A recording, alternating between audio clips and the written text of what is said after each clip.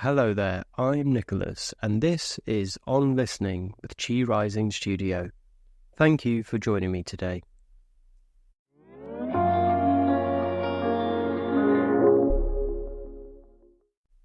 Today, we're diving into something that has the potential to transform our lives in ways we might not expect: compassionate attention.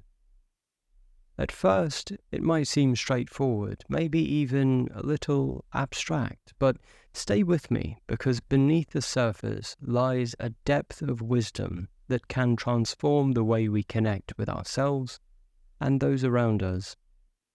So what exactly is compassionate attention? At its core, it's about being present, really present, with ourselves and others in a way that's gentle, curious, and free from judgment. It's a quality of awareness that combines warmth with clarity. It's not about fixing or changing anything. Instead, it's about seeing and accepting what's already there, just as it is. Now, let's be honest, this isn't how most of us move through life. Usually, our attention is selective. We filter our experiences through the lens of our preferences, judgments, and past experiences. When we listen to someone, we're often already preparing our response. When we observe our own thoughts and feelings, it's often with criticism or impatience. Sound familiar? But imagine this. Think of a garden. A garden thrives when it's given consistent, nurturing care. But if it's treated sporadically, maybe even harshly, it struggles to grow. The same is true for our inner world and our relationships. When we bring steady, compassionate attention to our experiences, we create the conditions for growth and healing to happen naturally. And here's the thing, this practice starts with us. Many of us have developed habits of harsh self-judgment or learned to disconnect from our internal experiences. But when we begin to bring gentle, curious attention to our bodily sensations, emotions, and thoughts, something shifts. We start to rebuild trust with ourselves. When we're truly present with ourselves in this way, we begin to access deeper levels of understanding and insight. We might notice patterns we weren't aware of before, or discover resources within ourselves that we didn't know we had. And when we extend this quality of attention to others, we're offering them the same healing space.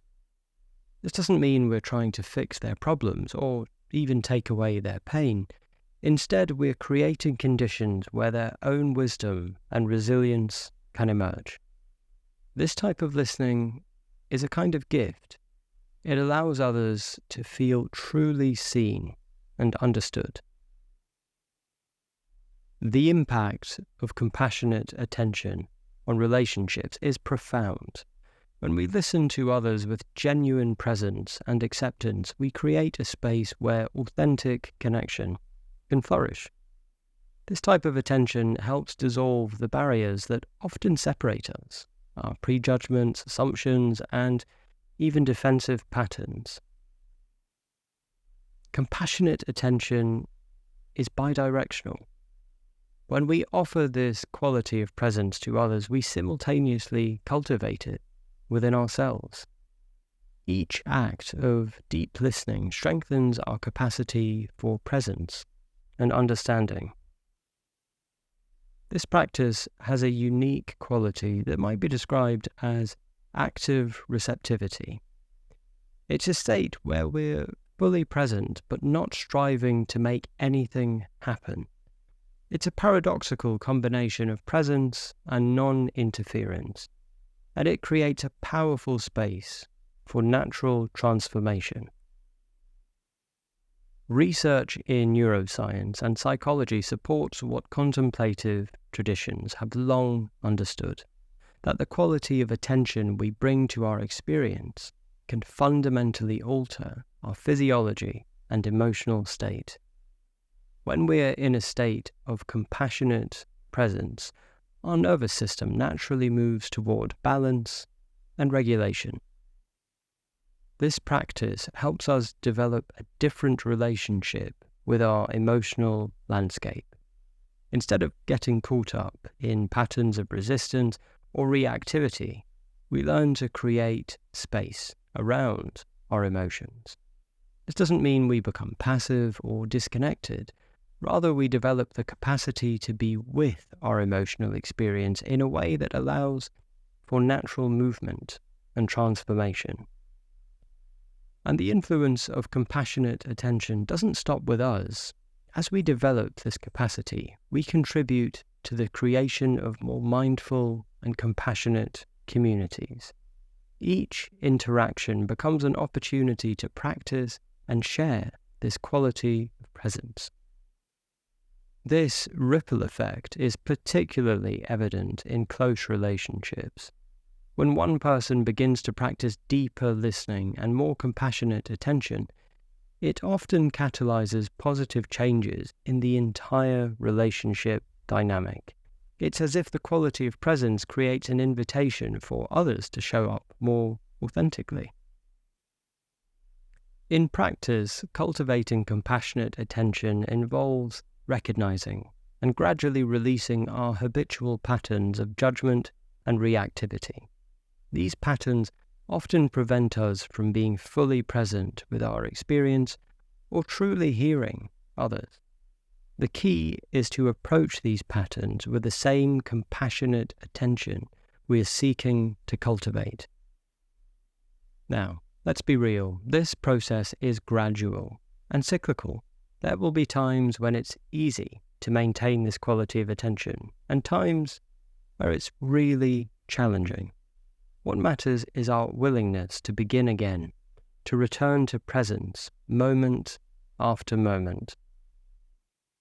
One of the subtle aspects of this practice is learning to recognize the difference between compassionate attention and concentration. Concentration can sometimes have a forced, rigid quality that actually creates tension in our system. Compassionate attention, by contrast, has a quality of gentle inclusiveness that allows for natural movement and flow. This quality of attention has a naturally nourishing effect on our entire being.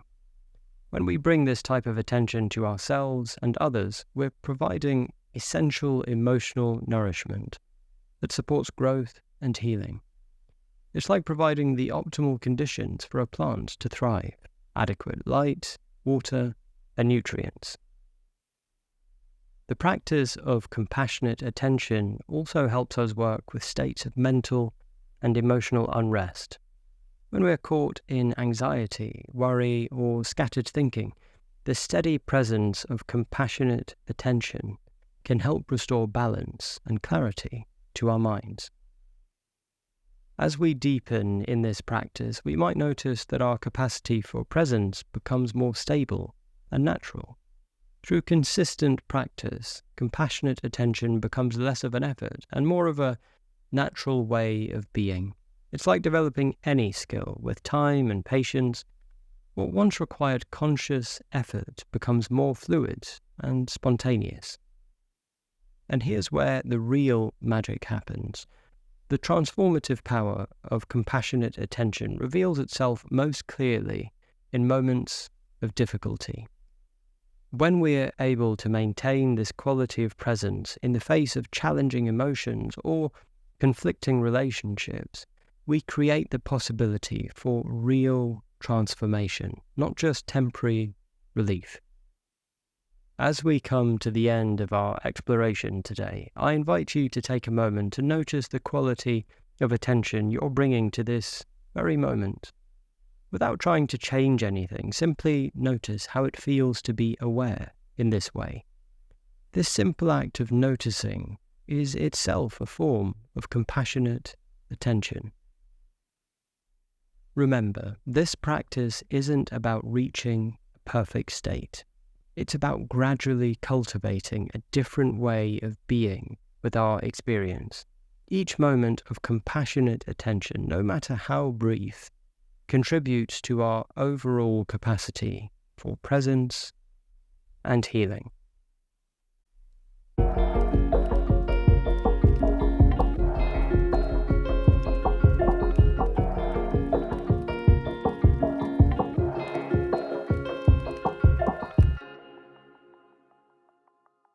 If you found value in this episode, please consider sharing it with a friend who might also find it interesting.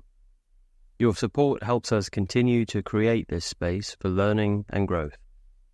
You can find out more about our studio and the podcast at chirising.studio.